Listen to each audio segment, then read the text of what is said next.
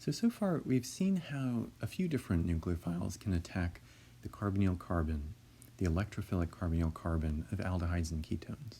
We've seen how oxygens can attack it to form things like acetals. We've seen how nitrogen can attack it, how nitrogen nucleophiles can attack it, primary amines can attack it to form imines with an I, and secondary amines can attack it to form enamines.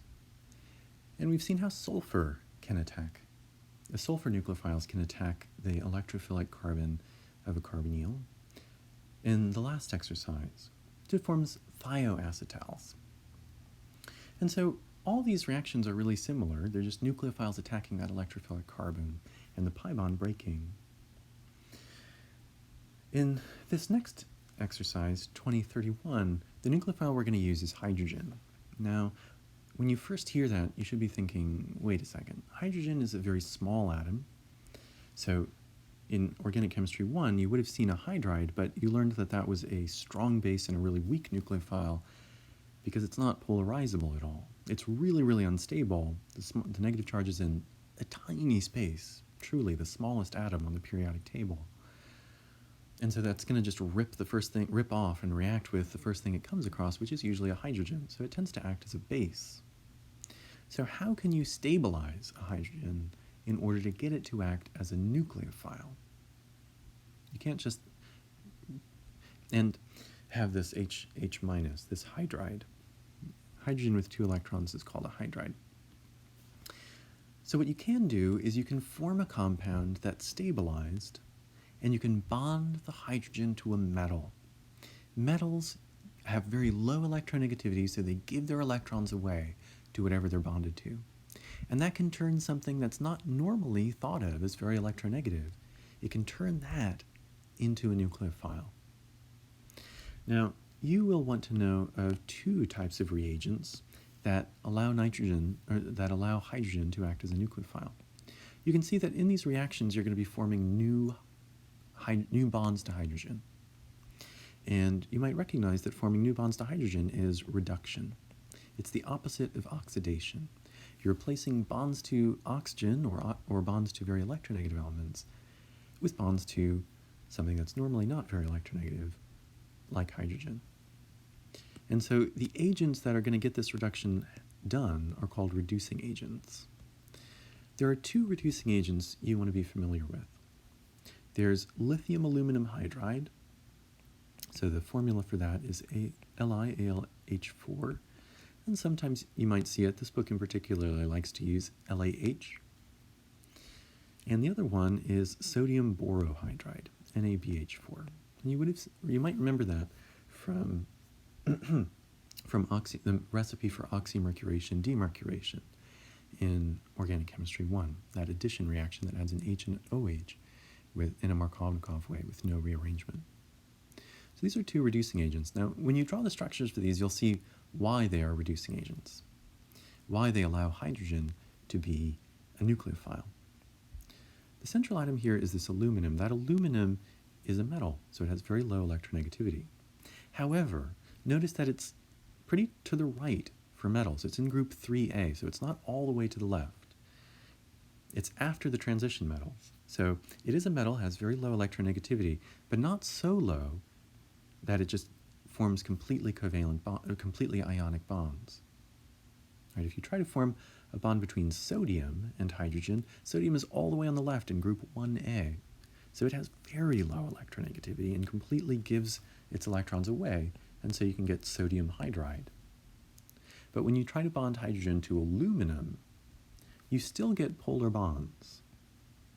The aluminum still has very low electronegativity, so it gives its electrons away to the hydrogens, which become slightly negative and therefore nucleophilic.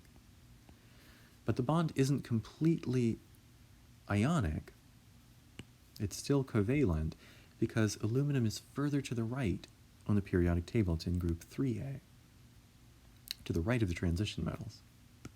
So all those hydrogens are going to steal electron density from the aluminum, which will be slightly positive. And actually, the aluminum has a full positive charge. The aluminum will be slightly positive. This whole structure has a full negative charge as a whole. That negative charge is stabilized by the lithium. And so this whole thing is negative, the lithium is positive, so it balances out. The lithium is there to stabilize the lithium aluminum hydride. The actual mechanism for this, that people are still exploring the minutiae of how it happens, but the general idea is that one of these hydrogens with its electrons can act as a nucleophile and can attack electrophiles. Okay, so that's the structure of lithium aluminum hydride. The structure for sodium borohydride is very similar, and you'll notice even the formula is very similar. You have a group 1A metal, you have a group 3A metal, and you have 4 hydrogens. So instead of the aluminum here, we're going to have the boron in the center. You'd have the 4 hydrogens bonded to it. Boron is a metal, it's in group 3A, so it loses its electrons to the hydrogens, which become slightly negative. The boron becomes slightly positive. Oops. That whole thing has a negative charge, and in this case, sodium is stabilizing that. And it functions in much the same way. One of the hydrogens takes those electrons and uses it to attack an electrophile. Okay, these are both reducing agents because they both allow hydrogen to act as a nucleophile, and so it allows you to form new bonds to hydrogen on a molecule. But lithium aluminum hydride is like a chainsaw. It is a really brutal, merciless reagent. This is a strong reducing agent. It will reduce anything. Sodium borohydride, comparatively, is like salad dressing. It's a really weak reducing agent. In other words, this nucleophile is a very strong nucleophile, and this nucleophile is a weak nucleophile. And you can see why if you look at the positions of aluminum and boron on the periodic table. They're both in group, both aluminum and boron are in group 3A, just to the right of the transition metals. But aluminum is above boron. I'm sorry, boron is above aluminum. Boron is above aluminum on the periodic table. And that means that boron is more electronegative. So this boron is more electronegative than aluminum, because it's above it on the periodic table, and electronegativity increases as you go up and to the right. And what that means is that when hydrogen tries to steal electrons from it, boron pulls them back a little better. And so these partial charges are smaller in sodium borohydride than they are in lithium aluminum hydride. When the hydrogen tugs on the electrons from lithium, it's able to steal them better because lithium has a lower electronegativity, so it can't hang on to them as well. And so the hydrogen ends up having a really big, slightly negative charge. But when the hydrogen tries to steal electrons from boron, it doesn't succeed as well because boron is lower on the periodic table, it's more electronegative. And so it tugs the electrons back. And so this hydrogen at the top that has a slightly more larger negative charge is a stronger nucleophile. And the hydrogen on the bottom that has a smaller, slightly negative charge is a weaker nucleophile. And that means that lithium aluminum hydride is a strong reducing agent and sodium borohydride is a weak reducing agent. Now that'll be important in the next chapter on carboxylic acids. But in this chapter, they'll both do the same thing. Both of them will use a hydrogen nucleophile to attack the carbonyl carbon, which is our electrophile in this chapter.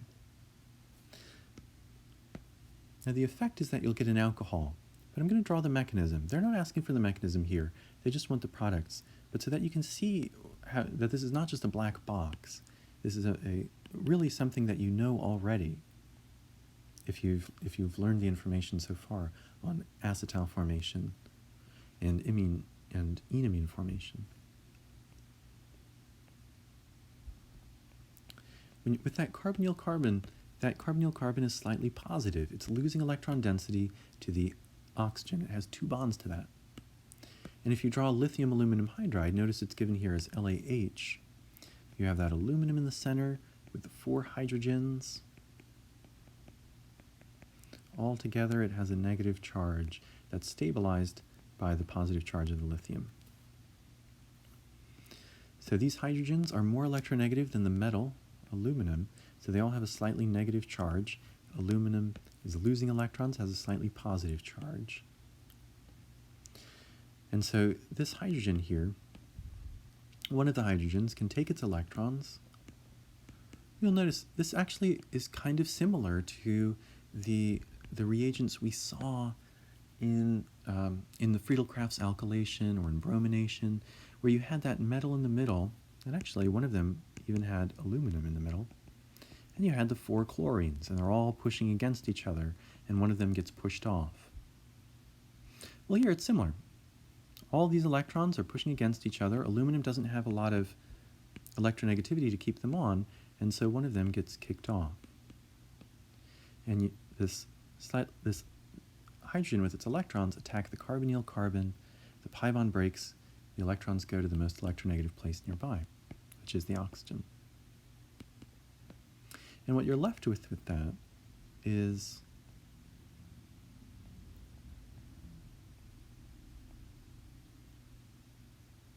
you now have only 1 bond to the oxygen there. It had 2 lone pairs before, now it has 3 and a full negative charge. And this hydrogen is going to be bonded to that position too. So you've done a reduction because you've reduced the amount of bonds to oxygen. You've reduced the amount of bonds to an electronegative atom. Then all you have to do is react this with water, and that water is just serving as a source of hydrogens because you want to stabilize the negative oxygen there. So the negative oxygen steals one of the slightly positive hydrogens in water. Oops.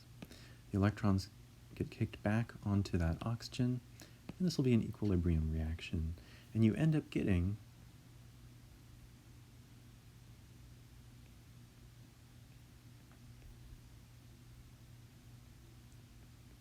that molecule there. Now this hydrogen is still there, I'm just not drawing it because it's a skeletal structure. And so notice what the change is overall. That's our overall change. The overall change is that you reduce the double bond. You turn a ketone into an alcohol. So you take the number of bonds to oxygen and you reduce them. So reduction. Okay. Well, we can use that to just quickly draw the product for these, although I also want to draw the mechanisms for these, just so you can see how they're based on the same principles as what you already know from acetal formation. Well, the first thing, if you just wanted to draw the products, all you have to do is turn the double bond to the oxygen, the ketone, into an alcohol. And that's it. You don't have to draw this hydrogen now. That's your product. Now, if you want to know how that happens,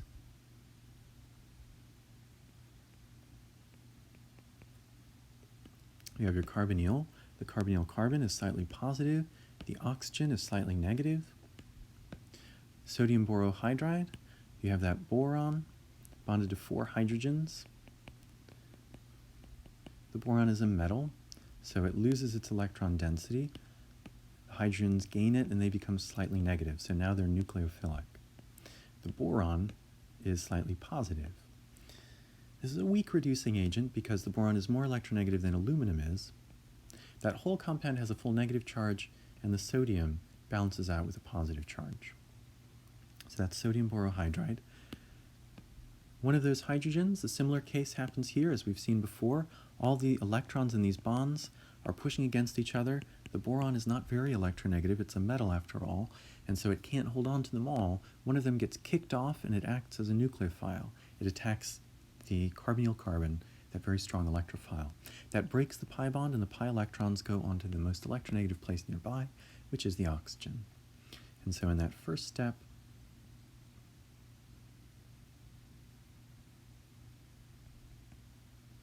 you end up forming, now we only have 1 bond to the oxygen. It had 2 lone pairs before, now it's going to have 3 and a full negative charge, and we have a new bond to a hydrogen there.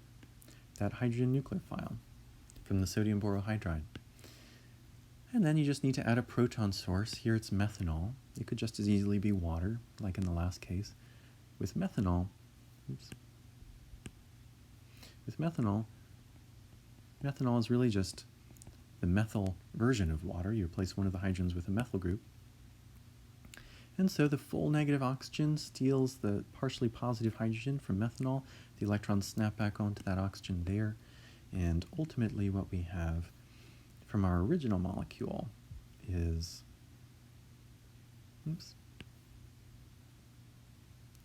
that. So I'm not drawing these two hydrogens because it's a skeletal formula, so they're implied. Notice that the overall effect is exactly what we saw predicted at the very beginning. You turn the carbonyl into an OH. Okay, I'm going to make some room here. Don't want this to look too confusing. So let's make that a little smaller. Okay, well, if you quickly want to draw the product for this one, you just have to turn the carbonyl into an OH. The rest of the molecule stays completely the same. And that's it. Now, I want to draw the mechanism so that you can see that the principles behind why this is happening are the same as for acetal formation and imine formation. So if you have this ketone, the carbonyl carbon is very electrophilic, so slightly positive. It's losing electron density to the oxygen, which is slightly negative. That oxygen has two lone pairs. Lithium aluminum hydride, notice it's appearing here as LAH. You have that aluminum in the center bonded to 4 hydrogens. Aluminum is a metal, so it loses its electron density to the hydrogens. Each of those becomes slightly negative. The aluminum becomes slightly positive, and as a whole, that whole compound has a negative charge. A negative charge that's stabilized by the lithium. Okay, well, all of those hydrogens with their electrons are pushing against each other. The aluminum can't hold on to them because it's a metal and it's not very electronegative. So one gets kicked off, it uses its electrons to attack an electrophile, the carbonyl carbon. The pi bond breaks and the electrons go onto the oxygen. After that step, you have this molecule here. That oxygen now has 3 lone pairs and a full negative charge, and the hydrogen has added there. Then you just need to add a hydrogen source, a proton source. So if you add water here, this molecule is able to steal one of the hydrogens from it, the slightly positive hydrogens. Those electrons snap back onto the oxygen there, and you form an equilibrium where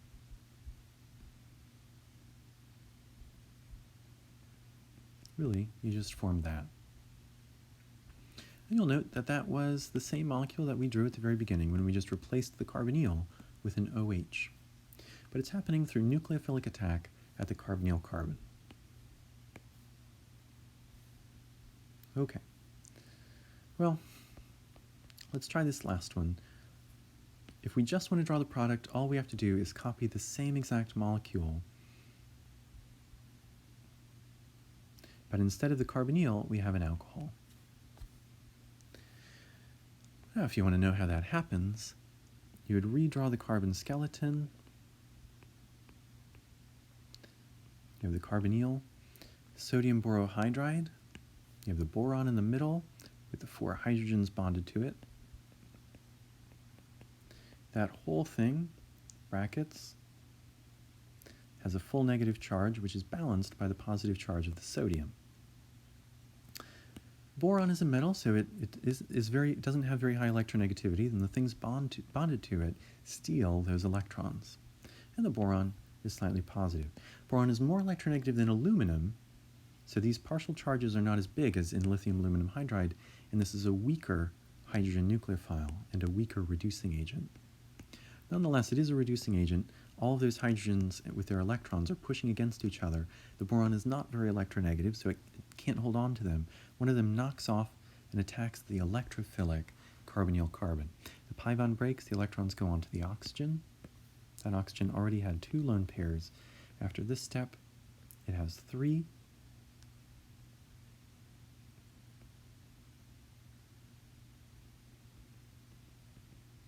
And a full negative charge. And you also have a hydrogen there. The hydrogen you added from sodium borohydride. Then you just need a proton source, and here they're using methanol. Oops.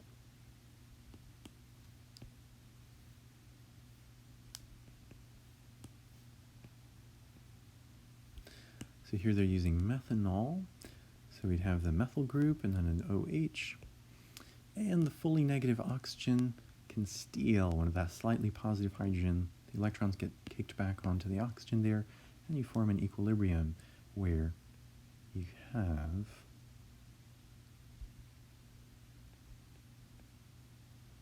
the oxygen with a hydrogen on it. And this other hydrogen is there, but it's implied because this is the skeletal structure. And notice that's the same molecule we predicted when we first looked at the original molecule, and we just said, sodium borohydride, it's a reducing agent. It turns a ketone, it turns a carbonyl into an alcohol. So you can see 2 things in this. This question was not asking for the mechanisms, so I just gave that to you to enrich your life. All it was asking was for the product. You want to know these 2 reducing agents, lithium aluminum hydride, which is a strong reducing agent, and sodium borohydride, which is a weak reducing agent. Those turn ketones and aldehydes into alcohols. They turn that carbonyl into an OH in this chapter. And they do it through the same sort of mechanism that we've seen a million times. A nucleophile attacks the carbonyl carbon. And so that is, we now have hydrogen nucleophiles in our repertoire.